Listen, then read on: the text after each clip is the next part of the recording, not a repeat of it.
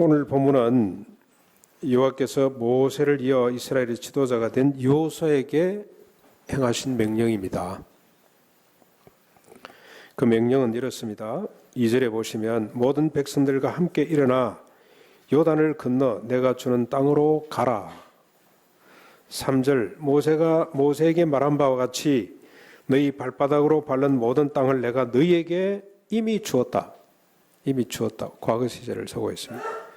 4절 그 땅은 광야와 레바논에서부터 유브라데 강까지 해쪽 속의 땅과 지중해까지 해 지는 바다, 지중해죠. 지중해까지니라고 땅까지 확정해 주셨습니다. 이 말씀만 보면 이스라엘의 가나안 정복으로 약탈을 위한 전쟁과 다를 바가 없습니다. 일반 전쟁과 다를 바가 없습니다. 가나안의 7 부족의 입장에서 보면 억울하기 짝이 없는 일입니다. 아무리 부족 국가 시대라고 하지만 국제적으로 비난받아 마땅한 전쟁입니다. 지금도 이런 전쟁 계속 치러지고 있죠. 이 지역에서 팔레스틴이 쫓겨나서 가자 지역으로 이렇게 쫓겨나가지고 그 울란에 가다 놓고 꼼짝도 못하도록 이스라엘이 만들고 있습니다. 그래서 국제적으로 많은 비난을 받고 있습니다. 이 전쟁을 지금 재현하고 있는 거거든요. 만약에 우리가 이 명령을 오늘 우리에게 그대로 적용을 하면 끔찍한 일이 발생합니다. 이단보다 더 독한 이단이 될 수가 있습니다. 크리스텐돔 시대 십자군 전쟁이 바로 이런 전쟁입니다. 그래서 어떤 이단보다도 더 큰 피해를 기독교에 끼쳤고 지금도 그 휘중에서 우리가 완전히 벗어나지를 못하고 있습니다. 이 전쟁을 어떻게 우리가 이해하고 해석해야 될 것이냐가 중요합니다. 그런데 여러분 이 가나안의 정복을 창세기하고 연결해서 보면 다시 말하면 하나님이 천지를 창조하시고 타락한 인간사와 연결해 보면 해석이 완전히 달라집니다. 약탈을 위한 일반 전쟁하고는 확연히 구분이 됩니다. 하나님은 이 땅을 오래전에 아브라함에게 주시기로 약속을 하셨습니다. 하나님이 스스로 그렇게 기뻐하시고 뜻을 정하시고 아브라함에게 약속을 하셨습니다. 하나님이 이렇게 아브라함에게 약속하신 이유가 있습니다. 하나님이 창조하신 인간들이 생각하는 모든 것이 항상입니다. 항상 때때로가 아니고 항상 악할 뿐임을 보시고 한 번은 홍수로 침매를 했고 한 번은 언어를 혼잡게 해서 흩었습니다만 조금도 개선되는 것이 없었습니다. 여러분 우리 노아 가족들을 보면 금방 알 수가 있습니다. 홍수를 침매하고 나면 살아남은 8명의 가족들이 좀 다를 것 같은데 달라진 게 아무것도 없습니다. 그들이 다시 흩어져서 바벨탑을 쌓고 우리가 이제는 비로 홍수로 침매를 당함을 면하자 그러고 그렇게 교만을 떨다가 하나님이 언어를 혼잡게 해서 전 지면에 흩어버렸습니다만 인간의 생각이나 역사는 조금도 개선되지 않았습니다. 그래서 하나님은 스스로 작정을 하셨습니다. 아브라함을 불러내시고 그 후손들로 하여금 이 가나안 땅을 차지하게 하고 이 땅에 정착하면서 열국을 복되게 하기로 작정을 하셨습니다. 왜 하필 이 가나안 땅이냐, 이 땅이냐고 하면 이 땅은 열국의 중심이었습니다. 여러분 잘 아시다시피 중심이었고 그만큼 죄악이 관영하기도 했습니다. 지리적으로 영적으로 의미가 깊은 곳입니다. 하나님은 이 뜻을 이루기 위해서 아브라함에게 이삭을 주셨고 이삭도 그냥 태어나지 않았잖아요. 이스마엘과 이스마엘이 아니고 이삭이라 그러고 이삭은 또 야곱과 에서를 낳았습니다만 에서는 아니고 야곱이라고 하나님이 하셨고 야곱은 자기가 원치하는 아내 4명을 두고 12명의 아들을 낳게 됩니다. 12명이 12지파가 되는 겁니다. 하나님의 백성들을 만들기 위해서 하나님이 이 계보를 이용하셨다고 보시면 됩니다. 그리고 야곱의 아들 12를 애굽으로 옮겨서 30년 동안 죽지 못해 사는 고통을 당하게 했습니다. 이렇게 고통을 당하게 한 것도 바로 이 날을 예비하기 위해서입니다. 그들이 들어가서 펼쳐야 될 가나안 땅에서 펼쳐야 될 하나님의 나라가 하나님의 뜻이 무엇인지를 몸과 마음으로 깨닫게 하기 위해서 430년 동안 연단의 시간이 필요했고, 그리고 40년 동안 광야를 헤매도록 했습니다.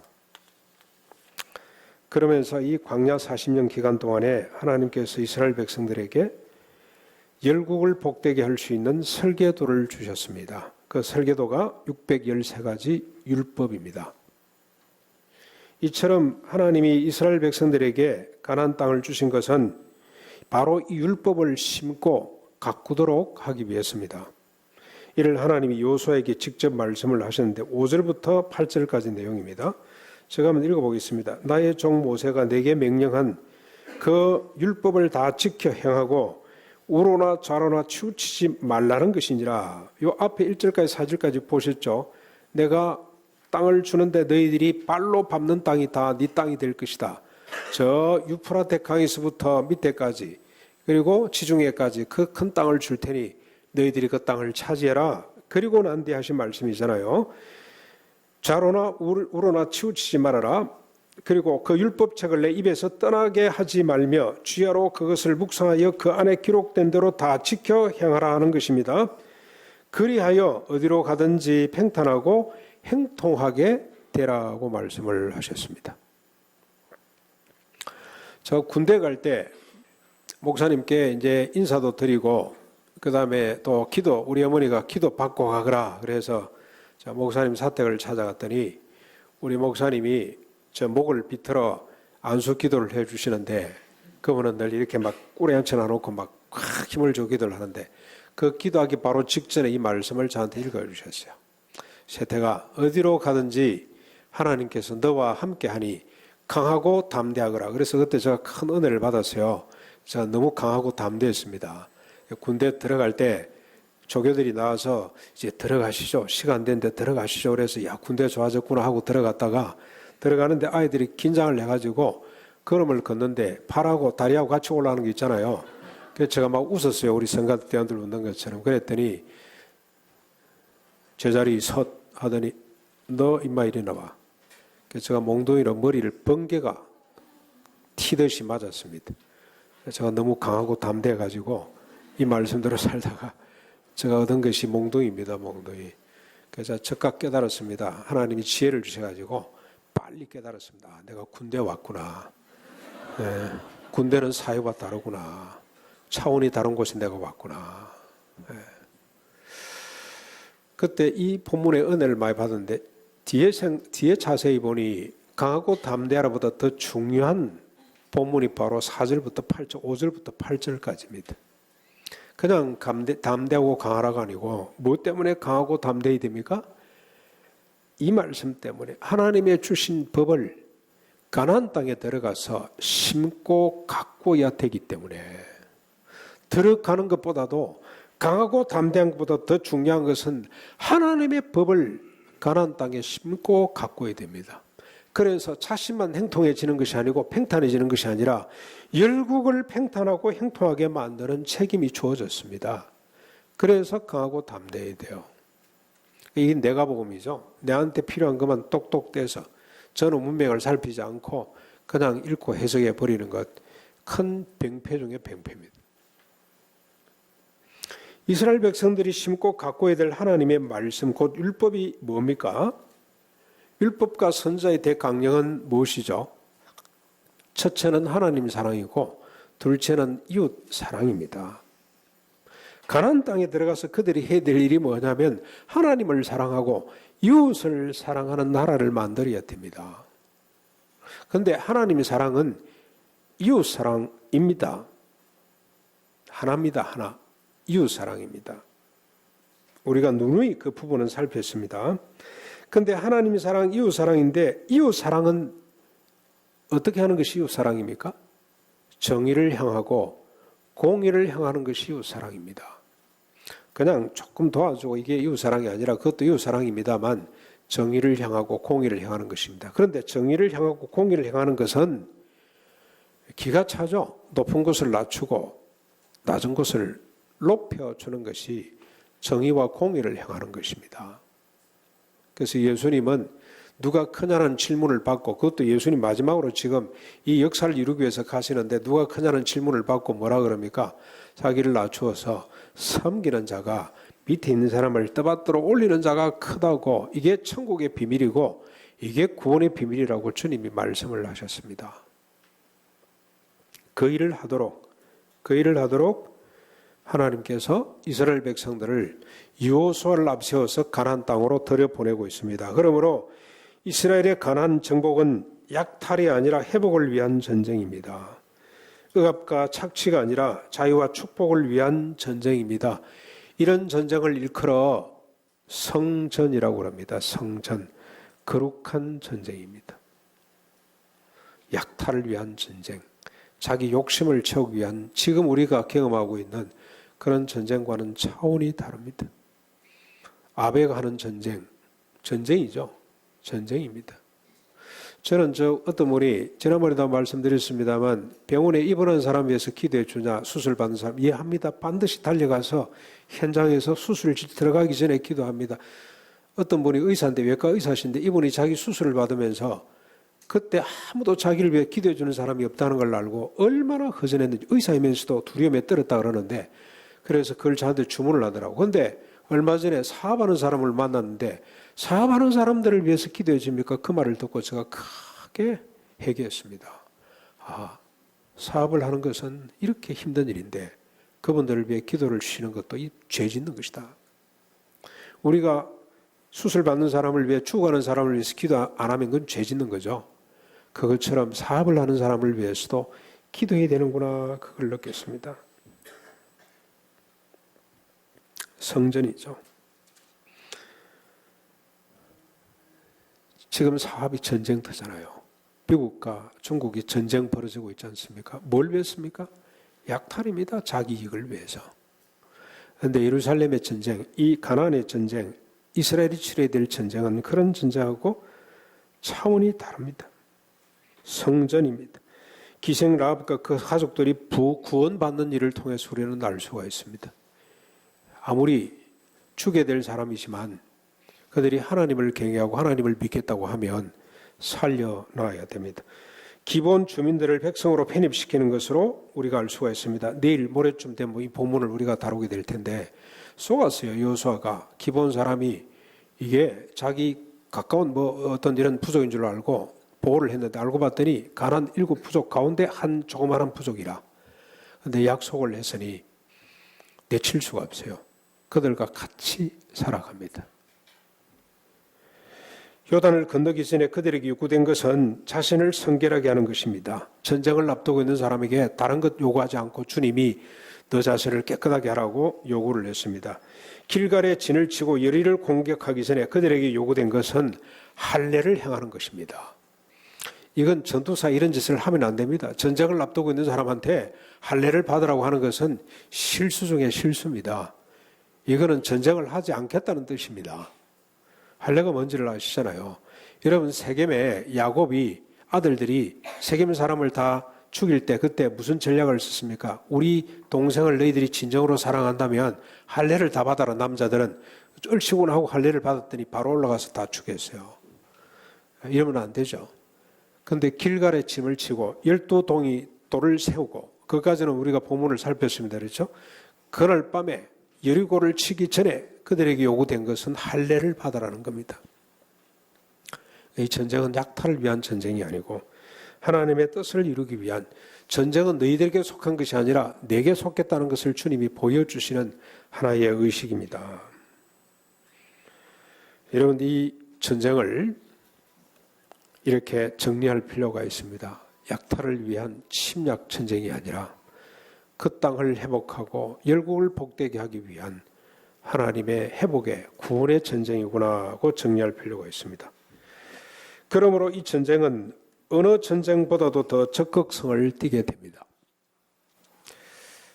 우선 12지파가 다 참여해야 됩니다.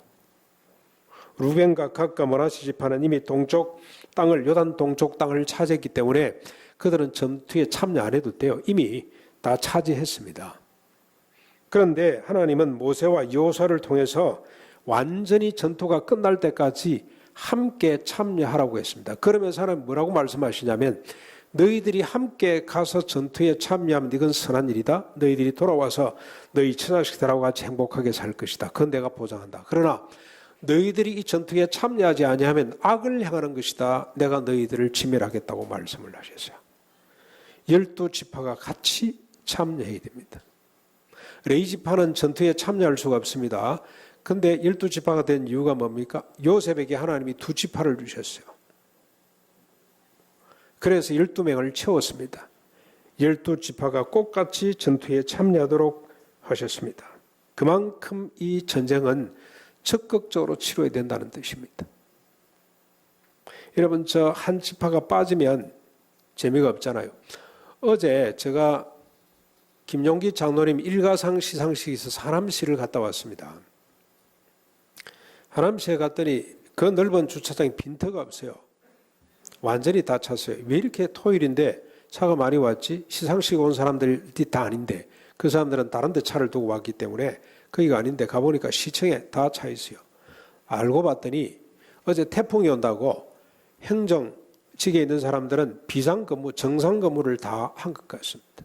꽉꽉 방마다 다 차 있더라고. 그런데 만약에 시장이, 하남시장이 아주 젊은 사람인데 골프 약속이 있어가지고 골프 치러 갔으면 어떻게 됩니까? 국장이 만약에 그 자리에 없고 골프 치러 갔으면 대문짝만하게 신문에 날 겁니다. 그렇죠? 참여해야 됩니다. 어제 전쟁을 치렀거든요. 태풍과. 다 참여해야 되는 것처럼 이스라엘 전투에도 이 전쟁에도 가나안을 정복하는 이 전쟁에도 한 사람도 한 지파도 빠져서는 안 됩니다. 그만큼 적극성을 띠고 있습니다. 두 번째로 이 전쟁은 어느 정도로 적극성을 띠고 있냐? 약속의 땅을 완전히 정복할 때까지 절대로 전투를 멈춰서는 안 됩니다. 어떻게 보면 잔인하게 들릴 정도로 진멸을 해야 되는데 끝까지 진멸을 해야 됩니다. 멈춰서는 안 됩니다. 그리고 이 전투가 얼마나 적극성을 요구하는지 반드시 이긴다는 필승의 신념이 아니고 믿음을 가지고 임해야 됩니다. 절대로 가난 부족들을 두려워하지 말아야 됩니다. 전투에서 군사력과 그 다음에 전략이 아주 필수적이죠. 군비가 찾아야 되고 적절한 전략이 있어야 됩니다만 이 둘보다 더 중요한 건 뭡니까? 사기입니다. 병사들의 사기입니다. 반드시 이길 수 있다는 필승의 의지가 무엇보다도 중요합니다. 네, 하나님께서 이스라엘 백성들에게 그걸 요구하셨습니다. 이길 수 있다. 따지고 보면 이스라엘 군대는 오합지졸입니다. 반면에 가나안의 7 부족들은 나름대로 훈련된 군대를 갖고 있고 군비를 갖추고 있었습니다. 탄탄한 성곽도 있었습니다. 그리고 자신들의 안방이라 지행지모를 적절하게 이용할 수 있는 전략 전술도 있었습니다. 이에 반하면 이스라엘 군대는 아모리하고 전투도 해보고 아모리하고 싸우기도 했습니다만 제대로 된 전투를 경험해 본 적이 없습니다. 이상한 전투를 치렀죠. 모세의 손이 올라가면 이스라엘이 이기고 지면 내려오면 이스라엘이 지는 그런 전투를 경험을 했습니다. 대신에 하나님이 전쟁의 주인이시다는 사실을 그들은 배속 깊이 체험을 하고 왔습니다. 이스라엘이 요단을 건너 여리고를 친다는 것은 승산이 없습니다. 가나안 곳곳에 버티고 있는 견고한 성들을 정복한다는 것은 무모한 짓입니다. 그래서 하나님은 이 전투에서 하나님이 함께 하신다는 말씀을 헤아릴 수 있을 만큼 많이 하고 있습니다. 여러분 여호수아 한 사람한테 한 말씀만 봐도 1장 5절, 9절, 12절에서 18절, 3장 7절, 4장 14절 무수히 많이 내가 너와 함께 한다고 주님이 그의 용기를 북돋워 주셨습니다. 그리고 기생 라합을 통해서 이미 여리고 성의 사람들의 간담이 다 녹아내렸다는 사실을 확인을 했습니다. 그리고 요단을 건너는 사건을 통해서 하나님이 함께한다. 그래서 그들로 하여금 용기를 갖도록 해 주셨습니다. 여러분들 이 첫 번째 이렇게 한번 살펴볼 때 이스라엘은 약속의 땅을 완전히 정복할 때까지 반드시 이길 수 있다는 믿음을 갖고 싸우고 또 싸워야 됩니다. 끝까지 싸워야 됩니다. 그런데 잘 아시는 것처럼 불행히도 그들은 전쟁을 멈추고 말았습니다. 산지족 때문에, 그들이 철제 무기를 가졌다는 것 때문에 전쟁하기를 포기한 지역이 많습니다. 때로는 경제적 가치가 있다는 이유 때문에 그들을 몰아내지 않고 남겨두기도 했습니다. 그 결과 그들이 남겨둔 부족들과 사람들 때문에 영적으로 문화적으로 잠식당하는 일이 벌어졌습니다. 그러다가 북쪽 남쪽으로 분열이 되고 결국 함께 망하게 됐습니다. 이게 이스라엘 역사가 우리에게 밝혀주는 교훈입니다. 전투하기를 멈췄기 때문에 애들은 망할 수밖에 없었습니다. 계속해서 땅을 차지하면서 회복해야 되는데 그 전투를 멈춰버리고 말았습니다. 그러다가 그들이 몰아내야 될 이방신들을 엄란히 섬기게 되고 그 결과 그들은 무너질 수밖에 없었습니다. 오늘 우리는 여호수아가 감당했던, 그리고 다윗이 감당했던 이 전투를 이어가야 됩니다. 그 땅을 차지하라고 하는 이 명령을 우리가 수행해 가야 됩니다. 그런데 여러분, 우리에게 이 명령은 뭘 의미하는지를 우리가 다시 한번 더 살펴야 됩니다. 오늘 우리가 치러야 될 성전이 뭔지를 살펴야 됩니다. 단순 명확합니다. 복잡한 거 아닙니다. 전도하는 겁니다. 전도가 전투하는 것입니다. 이스라엘 전쟁은 무기를 들고 하는 전쟁이라면 우리가 하는 전쟁, 이 전도는 복음을 들고 하는 전쟁입니다. 복음은 예수 그리스도를 믿음으로 죄 사함을 받고 지옥 갈 인간이 천국 가는 것이죠.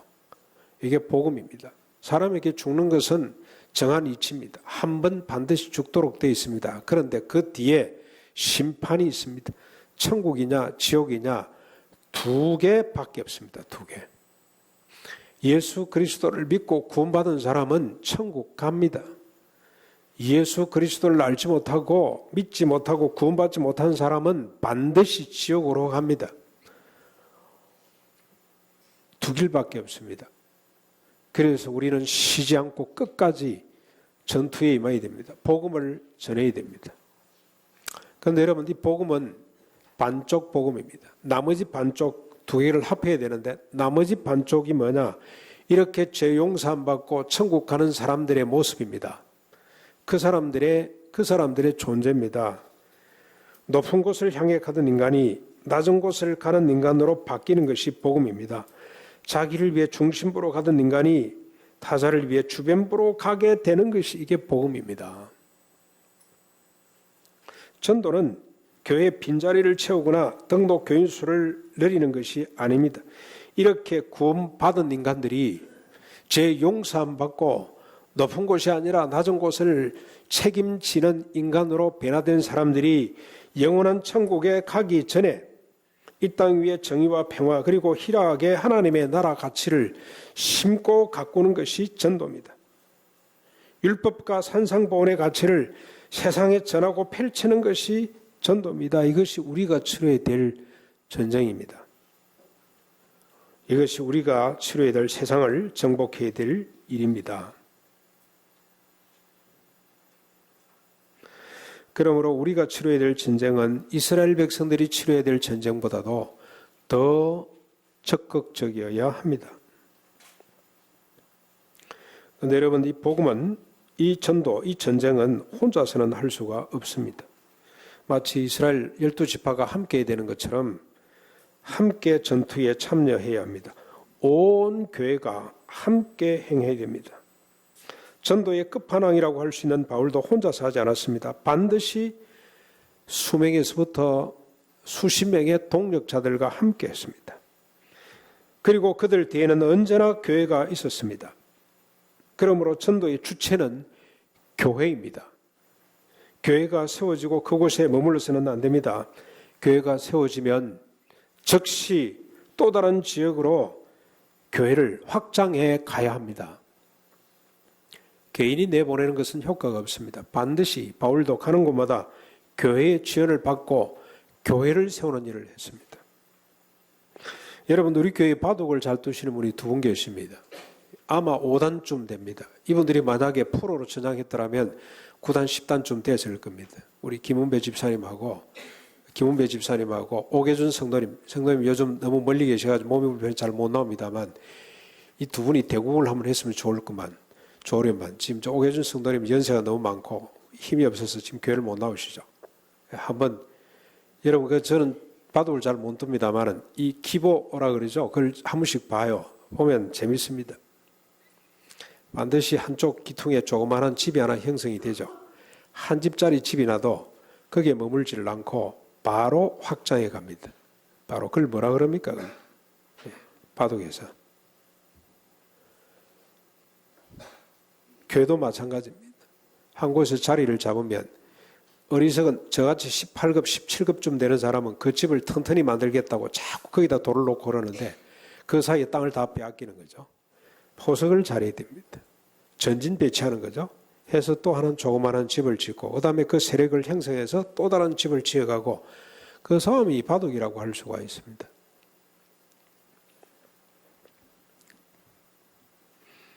예루살렘 교회가 이런 식으로 세계를 향해 나아갔습니다. 베드로를 중심으로 사도들이 전도함으로 예루살렘 교회가 급속도로 성장하고 부흥했습니다. 하루에 3,000명씩 돌아올 때도 있었습니다. 그들에게는 아직 전도나 선교의 개념이 없었습니다. 성천하시기 직전에 주님이 약속하신 거 있죠? 너희가 성령을 받으면 권능을 받아서 예루살렘과 유대와 사마리아와 땅끝까지 이르러 내 증인이 될 것이라고 하셨는데 그 말씀의 의미가 뭔지를 알지 못했습니다. 그때 주님이 핍박을 동원하셨습니다. 스데반의 죽음으로 불어닥친 예루살렘의 핍박은 성도들로 하여금 온 세상으로 흩어지게 했습니다. 그 흩어진 성도들이 가는 곳마다 하나님의 나라 삶을 살며 복음을 전하게 되었습니다. 그래서 안디옥 교회가 생겼습니다. 로마 교회까지도 생겨났습니다. 교회는 전도와 선교를 위해서 사람을 내보내야 합니다. 서울로, 일산으로, 중국으로, 베트남으로 세계 끝까지 사람들을 보내고 또 보내야 됩니다. 초대교회도 교회가 교회를 낳았습니다. 예루살렘 교회가 안디옥 교회를 낳았고 안디옥 교회가 아시아 교회들, 마게도니아 교회들을 낳는 전초기지 역할을 감당했습니다. 그리고 아시아 마게도니아 교회들이 역으로 예루살렘 교회를 든든히 세웠습니다. 이게 사도행전의 역사입니다. 이런 교회들을 통해서 복음이 세계 곳곳으로 확산이 되어 약 1900년 후에 아시아의 끝자락에 있는 한국에까지 확산되어 왔습니다. 그리고 30년 전에 이곳 먼저 상도동에 그리고 96년도입니까? 이곳으로 이전해 와서 이곳에 교회가 세워졌고 부족하지만은 두 교회를 우리가 분립할 수가 있었습니다. 이제 우리는 다시 가야 됩니다. 끝까지 지속해야 될 적극성을 띠고 다시 가려고 합니다. 복음이 필요하고 교회가 필요한 곳으로 가려고 합니다. 지금 한국교회는 교회가 넘쳐난다고 생각합니다만 여러분 큰 오산입니다. 전체 20%도 안 됩니다. 최근에 와서는 이 숫자가 계속 줄어들고 있습니다. 전체 인구수도 준다고 합니다만 교회를 떠나는 수가 훨씬 더 많습니다. 그나마 한쪽 날개를 잃어버린 교회가 대부분입니다. 여러분, 저 한쪽 날개를 잃었다는 것은 예수 믿고 죄 용서 받고 천당 가는 것은 잘 가르쳐 왔는데 우리가 천당 가는 사람이 이 땅에서 어떻게 살아낼 것이냐, 정의와 공의를 향하고 높은 곳을 낮추고 낮은 곳을 높이는 이 하나님의 나라에 대해서는 우리가 잘 가르치지를 않았습니다. 그래서 한국교회는 한쪽 날개로 지금까지 날아왔는데 부족하지만 두 쪽 날개를 겸비한 교회가 되려는 마음으로 우리가 가려고 합니다. 이런저런 이유 때문에 새로운 땅으로 가기를 주저하거나 멈춘다면 사탄과 세속의 가치가 그 사람들과 그 사람, 땅과 사람들을 삼키게 될 것입니다. 지금은 돈의 가치를 생명처럼 소중히 여기고 따르고 있습니다만 여러분, 최근에 우리가 사건들을 통해서 돈의 가치를 봅니다. 높은 곳의 가치가 얼마나 험악한지를 지금 보고 있습니다. CJ그룹의 3대, SK그룹, 현대그룹의 3세들이 다 지금 돈이 있어서 풀려난지는 모르겠습니다만 불구속 상태에서 지금 수사를 받고 지금 온 세상을 지금 혼미하게 만들고 있죠. 돈이 많으면 그렇게 갈 수밖에 없을 것 같아요. 보이지 않습니다만 여러분 엄청나게 아마 이런 일들이 많이 벌어질 거라는 생각이 듭니다. 우리가 전쟁을 치르지 않는 사이 사탄 마귀가 어둠의 권세가 이 땅을 그렇게 병들게 하고 있는 것 같습니다. 우리는 할 수만 있으면 지역 중심으로 교회를 세우고 그곳에 하나님의 말씀, 하나님의 나라가 가꾸어질 수 있도록 하려고 합니다.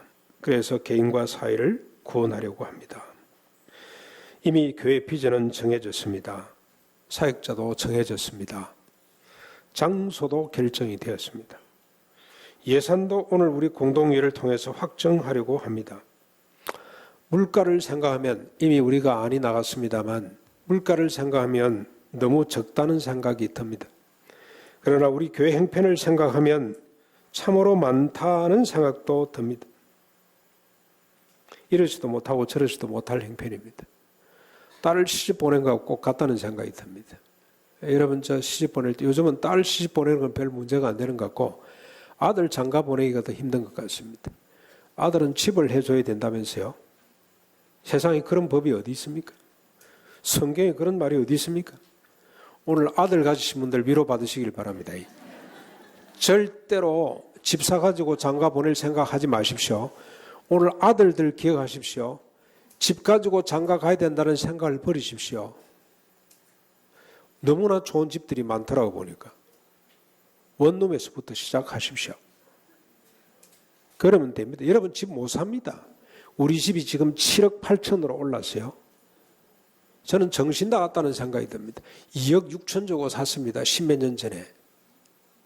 7억 6, 8천 말이 됩니까?